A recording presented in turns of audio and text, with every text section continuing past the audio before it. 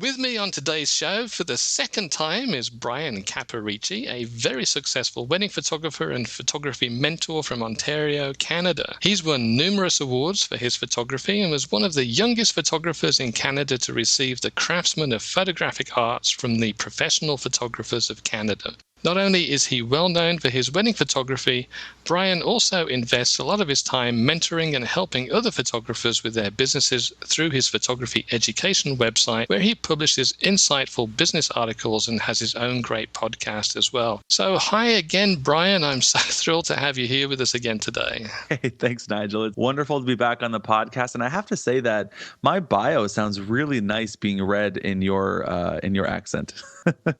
Maybe I should get myself a professional job as a bio reader. You can actually just follow me along and then read that out anytime I get introduced to a group of people.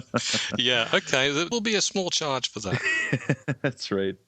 Thanks for having me back on. Great to have you back here. You recently published a really great article on your blog called The Lie of Busy and How to Achieve Work-Life Balance as a Professional Photographer. And I would love to dive into that topic with you a little bit more today. It seems like the world we live in is getting more and more frantic every day, and we hear the phrase, I'm busy, more and more often in one way or another. But it turns out that people are really lying to themselves about the ways in which they're busy. What does this idea of the lie of busy really mean? This is such an important topic, I think, not only for entrepreneurs, because it's something that we all, struggle with and we're all challenged with, the idea of constantly feeling like we're busy, but also I think even more so for photographers because we come from the creative space. And so not only are we personally attached to what it is that we create, but because it's something that we create by very nature of that, it's close to us. And so we kind of feel like this sense of always having to do, always having to make, always having to be in it. And especially when we're building a business or whether we've been in business for a long time. I mean, when we're building a business, there's lots of things to do. And once we've reached success, and I say success with air quotes, there's lots to do because now we're servicing the clients that we have. And so we're always in this place of having things to do. And I think this is a really big reality that photographers almost need to, in a way, accept, where it's like we will always have something to do. Like there's never going to be a time in your business, whether you're just getting started or have been in business for a long time, where you're completely caught up, all the emails are answered, all the phone calls are answered, all the images are retouched, everything is done. We're all cut up. There's never going to be a point because as soon as we send out that email back to our client, we normally will be getting a response back from that email.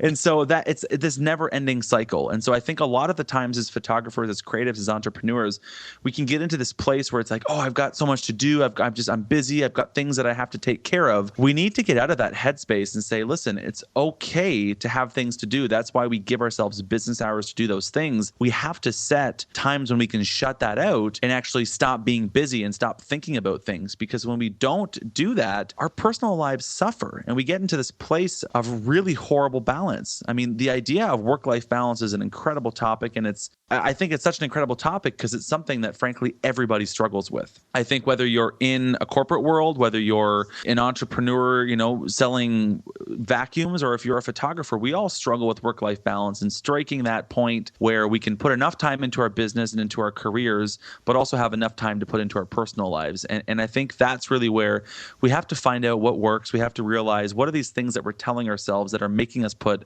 more time and attention and energy into the business side when we don't give ourselves the proper margin to have the personal life that we want to have and live. There's that whole thing about photographers when they go to work for themselves. It's like, hey, I'm my own boss now. I don't have one of those other bosses that I used to have that gives you things to do all day long and keeps you accountable to deadlines and all that kind of stuff. Now I'm my own boss and I can do whatever I want. And then what happens is they just start to fill up their day with stuff that makes them feel busy. Exactly. So there's that. And the interesting thing about that is we often get into this business business because obviously we like the creative side, and then we realize there's all this business stuff to worry about.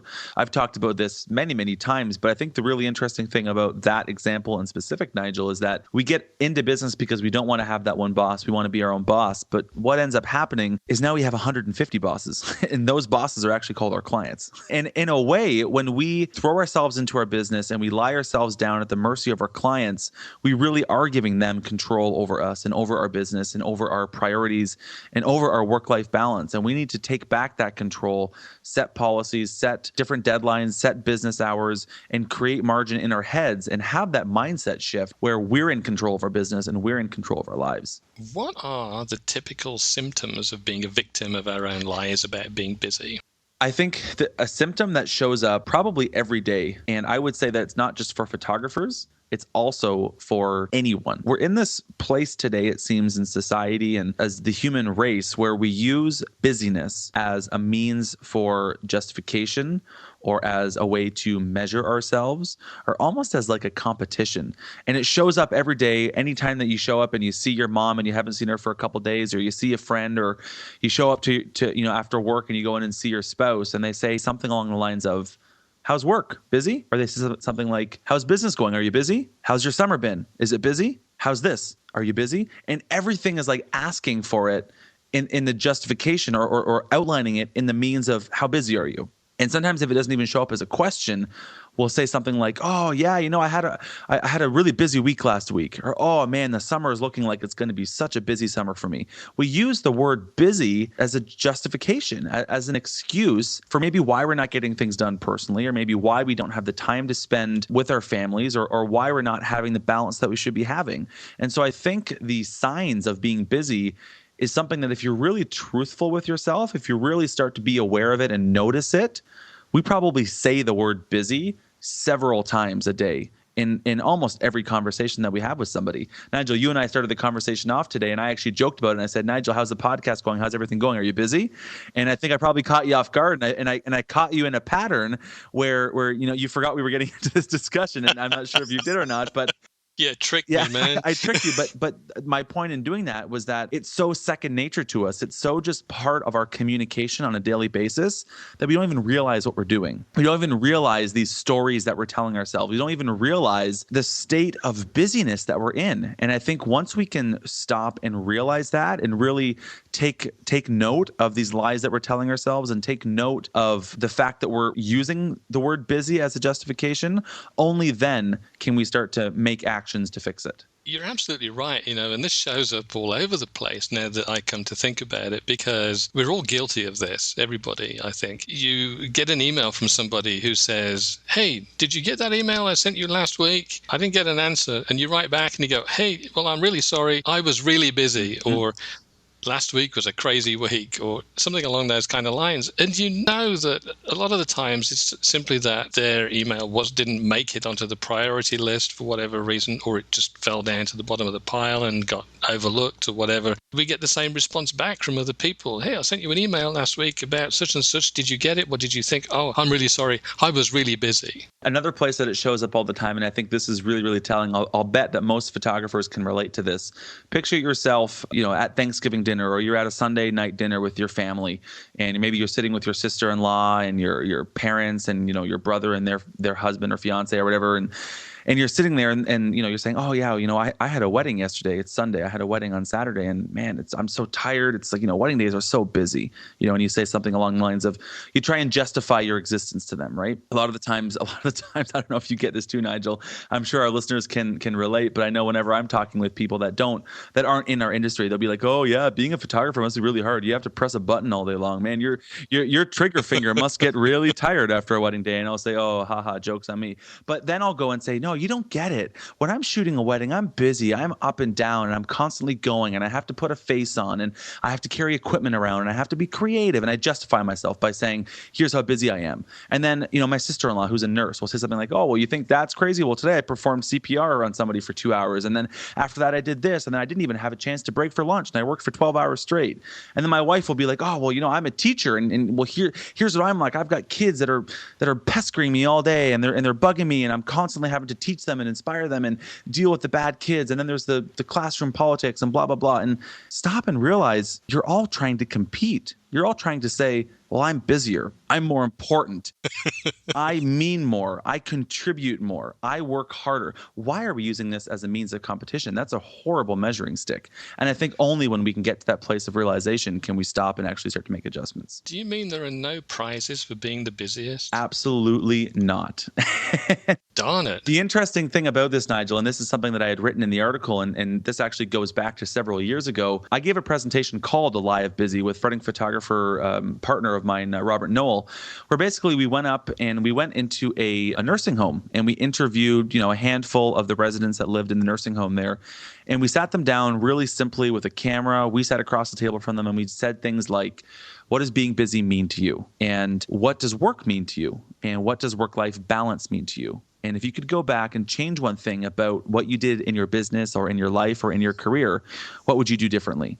And I think that right there is the telling sign, because not one of them, when we interviewed them, not one of them said, I wish I worked more. And yet right now, that's what we use as our measuring stick. Like in that Sunday evening example dinner that I just talked about. It's not a competition. And yet when we can have the knowledge and the, nobility to look back at the end of our life and look at the previous 80 years that we've had, never once are we going to say, I wish I worked more, or I'm so happy that I was so busy, or I'm so happy that I was busier than everybody else. Those aren't the things that we're going to look back at and appreciate and want to remember. We're going to want to look back and remember seeing our kids grow old. We're going to want to look back and remember the fun times that we had.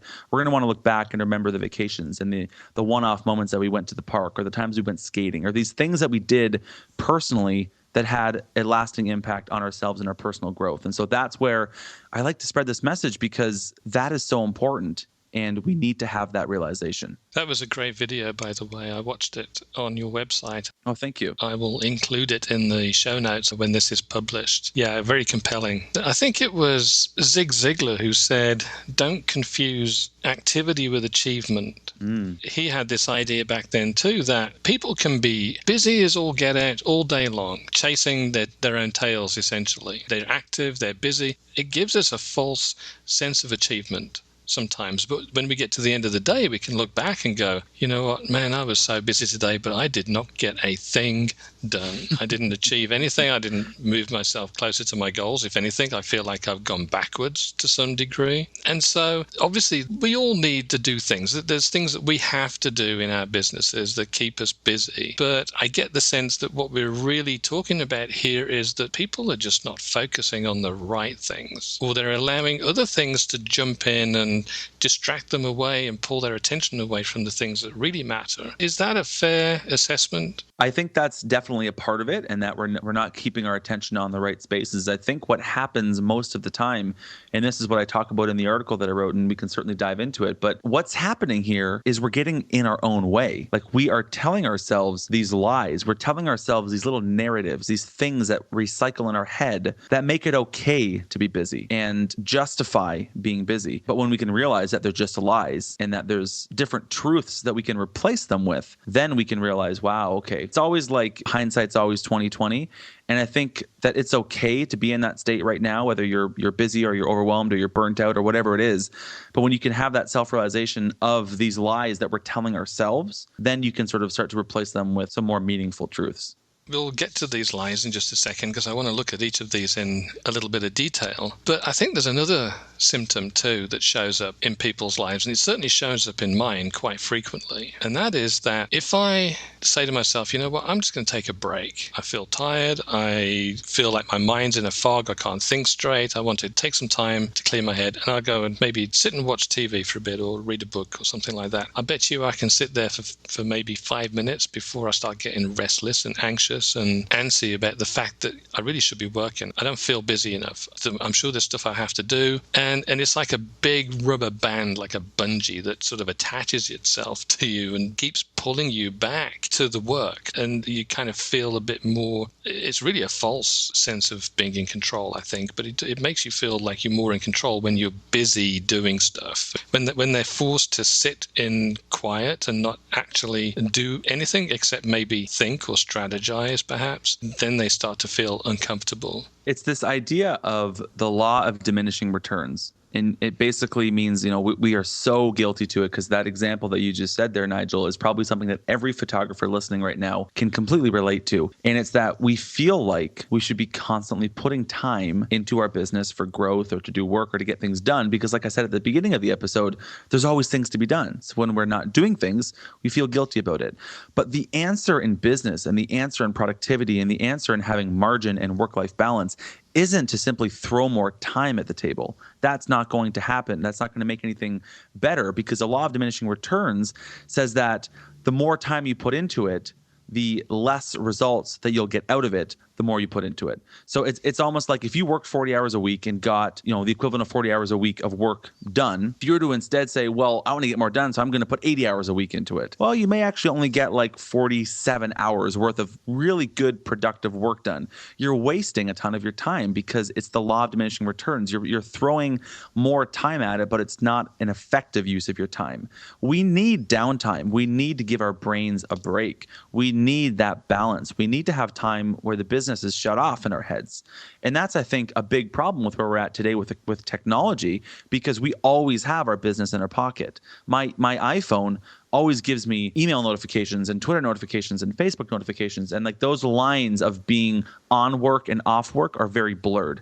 And I'm not going to be naive enough to say that we need to completely shut ourselves out from the world in those times. But I just think that we need to give ourselves permission to turn off sometimes. We need to give ourselves permission to not be thinking about work and not be feeling like we should be getting things done. We have to give ourselves permission to shut it off. Sometimes I wish I could completely shut myself off from the outside world and unhook from all the technology, but it's difficult, as you say. In the article that you published last week, you mentioned basically 5 different types of lie that people are telling themselves about being busy. So what are those? And then we'll talk about each of them in turn. Yeah, great. So let's all quickly give a run through of them all, and then we can touch them all individually. So one is called the lie of temporary. The second is called the lie of time. The third is called the lie of work. The fourth is called the lie of importance. And the fifth is called the lie of multitasking. Let's talk about the lie of temporary first. What is that? How does it manifest itself? And what weapon might we have to counter it? So a lot of the times when we are working hard, we're doing it for an end goal. We're saying something like, oh, I'm just in the middle of wedding season, so I'm just really busy right now. But once wedding season's over, things will slow down again and it'll be okay. So we justify the busyness that we're currently in because we tell ourselves that it's only a temporary busyness. We tell ourselves that there's this magical end point that eventually we'll get to one day, and then this busyness will go away. And so we tell ourselves that. But what's even worse is we tell others that. So you tell your wife or your husband or your kids, I'm sorry that daddy's so busy right now, but I'm just in the middle of wedding season right now. So as soon as this is over, I promise you that I'll have more time to play outside with you guys. And so we tell ourselves that this busyness is temporary. But the problem with that is that when we say that there's this end goal without defining the end goal, or even with defining it, it's at best a very unclear end goal. It's at best a very moving target, because when we always say that we're busy until X, that X will always be moving. And so I think that it's really important for us, instead of what I call sprinting the length of a marathon, because we tell ourselves that we're just sprinting for this short period of time, and then the ending is just around the corner, but in reality it's actually like 5 miles away. We're ultimately sprinting the entire length of a marathon, and if anyone knows anything about running or even just walking, you know that you can't sprint an entire marathon. But that's what we do, and that's how we get ourselves to a place of burnout, and we never end up finishing. Or when we do, it takes us a lot longer than it would if we had just taken it slow and steady. The tortoise always wins the race. And so I like to say, instead of telling ourselves these things of, oh, it's only temporary, I'm just going to sprint right now until I get to that finish line and then things will slow down, I say slow down, understand and appreciate and know that that finish line really isn't just around the corner, and take it with pace. So I say replace the lie of temporary with the truth of pace, and take time, be the tortoise in the hare sort of analogy, and take your time with it, and understand that good things come to those that wait. And eventually you will get to that end goal, but maybe it is an end goal that's sort of constantly moving, and don't feel like you have to always sprint to it. Just take your time with it and understand and appreciate that when we tell ourselves, I'm doing it just for now until this is over, well, that will never really go away, because we'll just always tell ourselves that. The lie of temporary also makes a wonderful excuse too for a lot of people. That's exactly it. For example, when I'm talking to photographers about helping them with their business, I'll invite them to join my Prime Focus coaching program, and I get the excuse back, oh, well, I can't right now because I'm too busy. Mm-hmm. Once this season's over, once I get through the busy season, then I'll do it. When things quieten down. And I just think to myself, okay, so I'll see you in about 75 years then. The interesting thing is for you today, Nigel, between now and this time tomorrow, how many hours do you have? I think it's 24. Somewhere in and around 24, depending on where you are, right? We all always have 24 hours in a day. We all always have 7 days in a week. The amount of time that you have today is the exact same amount of time that you'll have 3 months from now in that same day. And so when we tell ourselves that, oh, things are just busy right now and I'll have more time later, no. Time is constant. We always have the same amount of time. It's how you choose to spend that time. And so that's where I love that analogy that you're using here of the photographer saying, I'm busy now, we'll do it later. Later never comes. You have to make time, you have to prioritize, and you have to shift your focus. Exactly. Lie number 2 was the lie of time. Now, what's all that about? So this is closely related, but again, another sort of thing that we tell ourselves, and this one's a little bit more mechanical, and it sort of follows along the idea of what's called Parkinson's law. And Parkinson's law says that tasks will expand to the time that you give them. So basically meaning that if we give ourselves 30 minutes to finish whatever task it is that we have to do, the chances are we will probably get it done in those 30 minutes. But if we give ourselves 4 hours to do the exact same task, we will likely find a way to make that task stretch out to 4 hours. So a really, really good place that this manifests itself in our lives, and I know we can all relate to this, but whenever we go on vacation, I don't know about you, Nigel, this happens to me all the time. The day before I leave for vacation, I get more done in those 8 hours than I do in like the month before. It just seems that knowing that I have that pressing deadline of leaving tomorrow morning on a plane, I get so much done that day before. And that's Parkinson's law at play. When we say you only have this next day to get all these things done because you know that you're leaving on a plane the next day, you get a ton of stuff done. And so that's Parkinson's law saying that if you give yourself a start-finish time and a hard start time, then you will get what you have to get done in that time period. So in order to actually apply this in our business and in our lives and in our day, we have to replace the lie of time with what I call the truth of deadlines, meaning that we have to set hard start and hard end times for different tasks and different things that we have to do in our business on a daily basis. Because if we just say, oh yeah, I'll just work on this wedding for, the rest of the day and just kind of finish when I finish, well, that could end up leading you to work into the evening, or it could end up leaving you to not finish it, and then you have to leave for appointments, and then you feel overwhelmed the next day because you have to pick it up again. But if you say, I'm going to get this wedding done by 5 o'clock today, then I guarantee that you'll get it done by 5 o'clock today. You will find a way. Your brain subconsciously will turn on and get it done in the time that you give it. So if you can give yourselves these kinds of deadlines, then you can follow into Parkinson's law and get what you have to get done in the time that you allow them to. In terms of practical application of this, Nigel, like something that I have implemented for the last 4 weeks, ever since I got back from this hiatus that I talk about in the article, I've very, very deliberately scheduled tasks and scheduled modes of production in my calendar, and I treat it as an appointment with myself. And so I say that Monday mornings from 9 o'clock until noon is what I call my production time. So in that time, I'm only going to focus on production. I'm not going to do anything else. And this gets into another lie called the lie of multitasking. But I give myself that hard start and that hard end time. And for the last 4 weeks, I've had the Saturday's wedding from the previous day out and shipped and ready within that 12 o'clock end time of my production. In that, I'm also doing album design and retouching and all these other things. I'm giving myself very specific tasks to do in very specific time slots, and I'm actually getting it all done. And I think now, what was it like before I did this? Before I actually scheduled things like this in my schedule, I would just sort of push meetings into whenever I had to have meetings, push sessions into whenever I wanted to have sessions, and kind of fill the in-between gaps and the in-between spaces with work. And that's why I would end up working into evenings. That's why I would have to wake up early and get to work, because I wouldn't have any margin. I wouldn't have any time set aside to do these things. Whereas now, when I can be intentional about putting those things in my schedule and setting that start and end time, I'm actually getting things done. It's getting done on time, and it's not overflowing into my personal life. Moving on to lie number 3, the lie of work. We all love work. That's what makes us busy, right? So how is that a lie?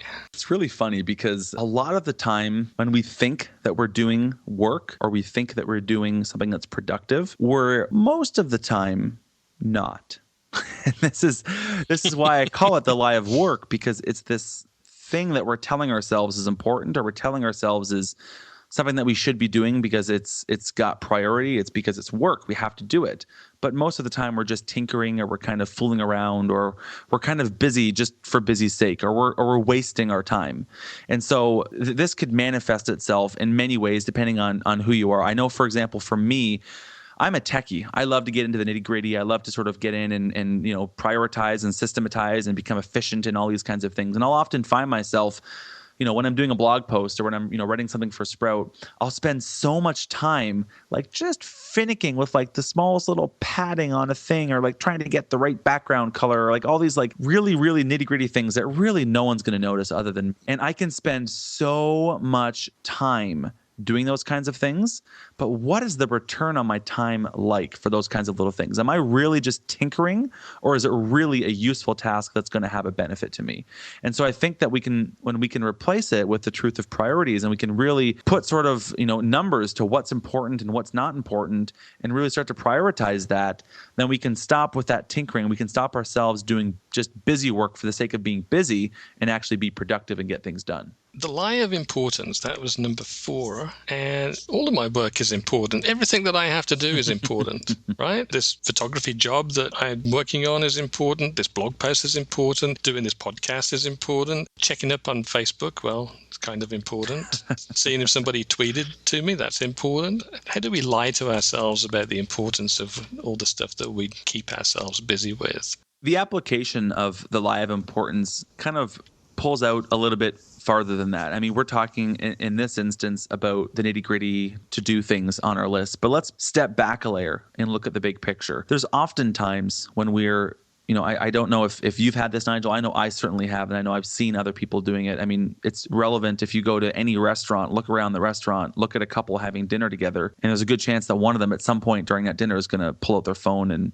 take a call or text or check Twitter or look at Instagram or something. I mean, we are often doing this. And I would say that we probably do it a lot more than we realize, because it's become this thing that's just second nature to us. We're watching TV with our kids, and all of a sudden, next thing we know, our iPad's in our hand and we're answering an email. And we're like, wait a minute, how did this iPad even get in my hand? And why am I answering an email? Because it's so second nature to us. And this is where I say, in terms of the lie of importance, when we think about the psychological reasons why do we pull out our phone when we're out for a coffee date with our friend? Why do we pull out our iPad or our laptop to answer an email when we're sitting there watching TV with our kids? Is it because that we think that the email is more important than our kids? Is it because we think that our phone is more important than the coffee date that we're having with our friend? That's what that message is sending. And that's what we're telling ourselves. We're telling ourselves that, hey, this email is really, really important. And so I need to get this done right now. I need to get this done while I'm in the middle of watching TV with my kids. And when we look at it that way and we say, email, spending time with our kids, watching TV, what's more important? What are we going to look back, 80 years from now and say, I'm happy I did this? Or are you going to be like, oh, I am so happy that I just crushed emails while I watched Dora with my daughter? No, you're not going to say that. You're going to say, I'm happy that I got to snuggle and watch TV with my daughter and connect with her. So when we can look at it that way and replace the lie of importance with what I call the truth of assigned importance, and we can be intentional about saying what I'm doing right now in this moment, watching TV with my kids, is more important than answering an email or checking my Twitter feed, then we can be more purposeful about not pulling that phone out of our pockets, not being sucked into email land, not being sucked into business, because we're enjoying our personal life right now in this moment. And we have to be intentional about assigning that importance. And when we can really put our personal lives and the things that we're doing and being in the moment on top of the priorities that we have in business, we can just be that much more aware of what we're doing and not getting distracted and being pulled into work mode. Moving on to the last one, number 5, the lie of multitasking. Surely we can all do 100 things at once. Come on, we got 2 arms. I've seen people juggle stuff. Can we not multitask our way through the day? The really interesting thing is, and I might be oversimplifying this a little bit, I actually have a computer science background. And so I went to school for, computer engineering, and I took programming classes and how operating systems work and how a computer works. And even in the context of a computer, which is where multitasking sort of originates from, the idea of multitasking is actually a fallacy. There's not really any way that we can actually get 2 things done simultaneously in a computer. Instead, in a computer, what it does is it quickly switches from one thing to the next. It goes back and forth and back and forth and back and forth. And because computers process things at, a million miles a minute, it seems to us on the surface that we're doing 2 things at once. But the reality of it is that there's no such thing as multitasking. And the same is true in our business and in our lives. We can never actually genuinely do 2 things at once. There's no way that you can be sitting there and editing a wedding and answering an email at the exact same time. Never. Even if you have 2 monitors, which I'm sitting here staring at 2 monitors right now. I've got 2 monitors, and so I could argue and say, well, I got 2 monitors up. I can do both. I can read an email and edit. Well, no, you can't, because if I'm reading the email, I'm technically not editing. And if I'm editing, I'm technically not reading the email. So I think that we often get ourselves in this place of allowing ourselves to get distracted. We tell ourselves, well, I'm going to be really productive and multitask. I'm going to have multiple things going on at once. I'm going to do this while I do this. I'm going to do this while I do that. And we end up just getting ourselves distracted. What we end up doing is not putting our full time, energy, and attention and focus into one thing. Instead, we split it into multiple things. And when we do it that way, it takes us a lot longer to do it than if we had just put all of our time, energy, and attention into one thing and got it done. Put all of our time and attention and energy into the next thing and got it done. So I kind of use the analogy of, if you were to fill up, you wanted to fill up with water 3 buckets, and you had 1 hose. One method would be to turn on the hose and put a splash of water in one bucket, and then move the hose and put a splash of water into the second bucket, and then move the hose and put a splash of water into the third bucket, and continue to do that until all 3 buckets are full. Well, when I explain it this way, we would never do this. That doesn't make any sense. You would turn the hose on full blast, you would fill the one bucket, and then move to the next one, fill it, move to the next one, fill it. When we try and split our time, which is the water in this case, between many different projects or tasks, which are the buckets in this case, we end up not being productive, and we waste a lot of time, which is the water being spilt in between the buckets. So I think that when we can replace that lie of multitasking with what I call the truth of focus, and really just narrow in and pay attention and put our energy and time and effort into one thing at a time, we will find ourselves so much more productive and being able to get so much more done in a shorter period of time. This has been really great so far. It really highlights a lot of the problems and issues that we deal with every day that we don't really even think about. I have 18 browser tabs open right now in Google Chrome. I just counted them while you were talking. That was multitasking. Right. I was listening and counting at the same time. I can't go into all of those all at once and deal with all of them. But do you have any strategies that we can use to maximize our productivity and efficiency in the ways that we use that limited amount of time that we have each day? Yeah, definitely. I like, how I said earlier when I said that I schedule things in, like this is when I'm doing production work, this is when I'm doing admin work. I love the idea of being that deliberate about scheduling your time and ultimately scheduling your efforts, because that's what you're doing. You're saying for this time period, I will spend my energy just on this one specific type of task. For me, I don't like to mix administrative things, which would be like emails and phone calls and invoicing and those kinds of things, processing orders. I don't like to mix that with the creative side of what I'm doing, which could be the editing or the production or the retouching or the album design. So I deliberately keep those things separate in my schedule. And when I'm in production mode, all I want to do is production stuff. I don't want to get myself sucked into admin. I don't want to get myself sucked into emails or phone calls. So I'll actually not even have email open. I won't even answer my phone And that way I'm just doing one specific type of task, and I can get in the flow of doing it and get it done that much more effectively. So I think the idea of really being deliberate about how you schedule your time is very important. Now, that specific idea or that method or that mechanic or that breakdown of tasks works for me because I know how I work my best. I think it's really important for photographers to think about, how do you work at your best? Like, when are you most productive? When do you like to have meetings? When are you most likely to get production work done? I'll give you sort of an example of sort of how I came to the discovery of this and how I decided to lay out my day and my work week. And I sort of said, when am I most productive? Like, when am I just in a flow? When can I get going and just get into something and get things done? And for me, that's the mornings. Usually from like 9 o'clock until like around lunchtime, I'm super productive. I get more done in those 3 hours than I will for the rest of the day, including the evening. I do not work well in the evening. So I know that for me, because the morning is my productivity sweet spot, I put those productivity heavy things into that sweet spot. So things like editing, album design, retouching, those kinds of things. I put that in my sweet spot.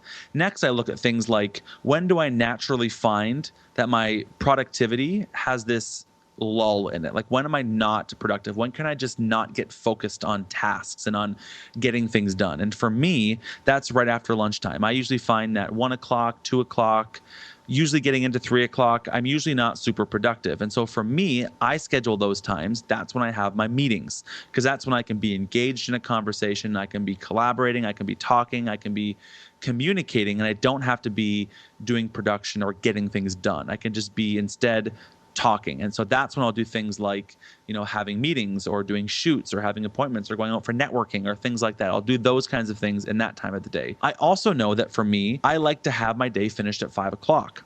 And I also know that if I finish my day feeling like I have things waiting or things to do, that I get a little bit anxious. And so I always schedule the last hour of my day from 4 o'clock until 5 o'clock to be email and phone call time. So by the end of the day, so that gives me an hour to answer all phone calls, answer all emails, and get all those things off my plate. And that way I can finish the day. I can start my evening with my family and in my personal life with a completely clean slate. And I don't have to worry about things that are waiting for me in my inbox when I get back the next day. And I can genuinely just live in the evening and live in the moment and be with my family and not have to be checking my phone because I'm worried about something that could be there, or I'm worrying that I've waited too long to respond to something. So that's sort of how I like to structure things. And I'll be, and I go into that sort of whole schedule for my entire week, and I'll actually plan out my week, and I plot in the time in the morning for production. I plot in the time on Thursday mornings for networking. I plot in the time on Friday afternoon to prepare for my wedding the next day. And that way, when I'm scheduling sessions or I'm scheduling appointments or I'm doing anything, I don't eat into that time. I don't schedule things into that. I literally schedule time with myself to do those kinds of tasks. And that way I don't get to a place where I've just been busy in appointments all day and I find myself, not getting things I need to get done. So that way I schedule the time to get those things done in a time that makes sense for me. And that way I feel more productive, I feel more efficient, and I can have more of a work-life balance and have more margin in my life. Fantastic. That's a lot. But that's what I'm saying about really being intentional about how you spend your time, where you put your energy, where you put your focus, and being aware of these lies that we tell ourselves. Because listen, guys, everyone is busy. We've talked about this. We literally could all justify it to ourselves and to each other why we're busy, more busy than the other person. But that's not going to get us anywhere. That's not going to give us greater satisfaction or give us greater success. That's not going to give us something to look back at the end of our lives and be happy about. So stop telling ourselves these lies. Find systems, find ways you can be more productive. Stop, wasting time doing silly little monotonous things. Stop feeling like you need to multitask. Stop putting importance on your business over your personal life, and really just start to appreciate what you have, appreciate where you're going through and what you're going through right now in the moment. There's not this mythical pot of gold under the rainbow that will someday reach if we keep doing this thing that we're doing. That's not going to happen. We can only achieve success if we intentionally design our lives and our business to achieve success. And by putting yourself in a place of constantly working and always being busy, we're not doing that. that. And so that's really why I'm so passionate about this message, because I see photographers get burnt out all the time, get to a place of overwhelm all the time. I see updates on Facebook of photographers saying, oh, it's 2 a.m. and I'm still working on this past weekend's wedding. I can't believe how busy I am, blah, blah, blah. Or I see photographers putting updates on Twitter saying, I'm so sorry to my clients that I haven't gotten back to you yet. I promise I will get back to you soon because I'm just really busy right now. It's like, that's not any way to live your life. That's not why we got into being our own boss. That's not why we got into photography. We didn't get into it so that we could be drowned in work. We got into it so that we could enjoy the fruits of our labor. We could do something that we love to do, and we can control our own destiny. And if you're not ultimately doing that, then why are you in photography? And so I'll end my rant there, Nigel, because I know I'm really going over time now. But that's just sort of, I guess, my plea to the industry is we need to get ourselves out of this place of feeling busy and always being busy and be intentional about how we're spending our time. And the keys to getting out of that are all in this podcast. Exactly. They're all there. This has been great. And I think the next time somebody says, how's business? Are you busy? Just say, nope, I'm not busy. I'm being productive. Yes. What I would love more than anything is next time someone says, how's business? Say something along the lines of, I'm really loving the challenge of being creative and running my own business and dealing with wonderful clients. Like, put a positive spin on it and imagine what kind of impact that has on the person that you're talking to. Imagine how we can impact how others view busy when we stop using busy as the excuse. So instead, let's not use the negativity of what we're going through as our justification and spin that to be positive and be like, I'm really loving what I'm doing right now. When somebody asks me, how was your summer? Was it busy? I'll say, you know what? I had a lot of weddings and I loved it because I love photographing weddings and I love dealing with couples. And it's just such a great creative outlet for me. I've really enjoyed this past summer. That sounds so much better than me saying I had a busy summer. You know what? We could go on with this for hours, because what you just said there has implications in the way you interact with potential clients and their likelihood of hiring you. When you talk in those kind of terms, you're putting a very sort of positive spin, if you like, as you said, on your business. It makes it more attractive to people. It's so true. I've been super intentional about the way that I use language in communication with clients. And this is a great example, Nigel. Like, I love that you called point to this, because this is a really good, tidbit here at the end that photographers can take away. But I'm sure they've all had it where, I've had it. I'm sitting across the table from a bride and groom and they're saying something like, oh yeah, so how's your summer or whatever. If I were to take the stance of saying, oh, I'm so busy. I've got weddings all the time. And it's really, really busy right now for me. That sends a message to them that you don't really love what you do and you're kind of busy and you're just doing it because you have to do it and you're kind of going through the motions. Imagine the impact that we have when we can say something like, I love what I'm doing. I have weddings every weekend. And when I don't have weddings, I really miss it because I get such a great energy from photographing weddings. And so, yeah, I'm booked every weekend, but I love it. And I'm so excited about it. And I'm really excited about your wedding. That sends a totally different message to the bride and groom on the other side of the table than by just saying, I'm really busy right now.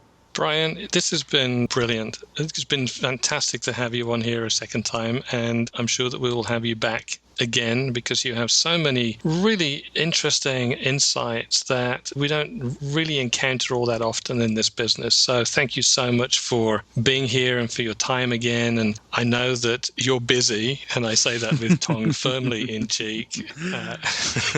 But, I really appreciate you being here. It's been wonderful. Of course. Thank you so much for having me back on the show. I appreciate everything that you do for our industry, and keep at it. Thanks for everything, Nigel.